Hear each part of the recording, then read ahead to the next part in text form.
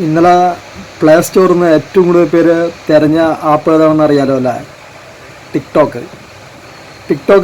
കേന്ദ്ര ഗവൺമെൻറ് അതിൻ്റെ നിരോധനം മാറ്റുമെന്നുള്ളൊരു അപ്ഡേറ്റ് വന്നു കഴിഞ്ഞപ്പോൾ ഇന്നലെ കോടിക്കണക്കിന് പേരാണ് ഇന്ത്യയിൽ ടിക്ടോക്ക് ആപ്പ് സെർച്ച് ചെയ്തത്. അതാണ് ആ ആപ്പിൻ്റെ ഒരു പ്രത്യേകത.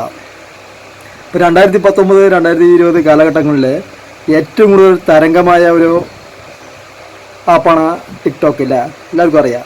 അതായത് മറ്റേ കുട്ടികൾ, വീട്ടമ്മമാർ, വൃദ്ധർ, യൂത്ത്, അങ്ങനെ വേണ്ട എല്ലാ ആളുകളും ഏറ്റവും കൂടുതൽ ഉപയോഗപ്പെടുത്തിയ സോഷ്യൽ മീഡിയ ആപ്പ് ഏതാണെന്ന് ചോദിച്ചു കഴിഞ്ഞാൽ ടിക്ടോക്ക് തന്നെയാണ്.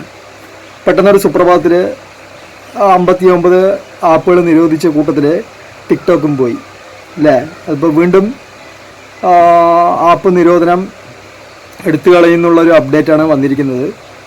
അപ്പോൾ അത് വളരെ നല്ലൊരു ന്യൂസായിട്ട് തോന്നി, ശരിയല്ലേ?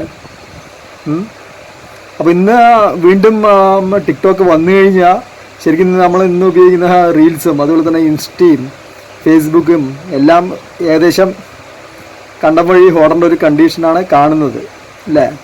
ടിക്ടോക്ക് വന്നു കഴിഞ്ഞാൽ ടിക്ടോക്കിൻ്റെ മേലെ പിന്നെ വേറൊരു ആപ്പ് ഉണ്ടാവുമെന്ന് എനിക്ക് തോന്നുന്നില്ല സോഷ്യൽ മീഡിയ പ്ലാറ്റ്ഫോമിൽ, ശരിയല്ലേ? എന്താണ് നിങ്ങളുടെ അഭിപ്രായം? ടിക്ടോക്ക് ഇനി വീണ്ടും വരണമെന്നാണോ വരണ്ടെന്നാണോ? അപ്പോൾ നമ്മുടെ ചാനൽ ഇഷ്ടപ്പെട്ട് കഴിഞ്ഞാൽ സബ്സ്ക്രൈബ് ചെയ്യുക, അതുപോലെ തന്നെ ലൈക്ക് ചെയ്യുക, കമൻറ്റ് ചെയ്യുക. ഓക്കെ, പുതിയൊരു രസകരമായ വീഡിയോയുമായി നമുക്ക് അടുത്ത വീഡിയോയിൽ കാണാം.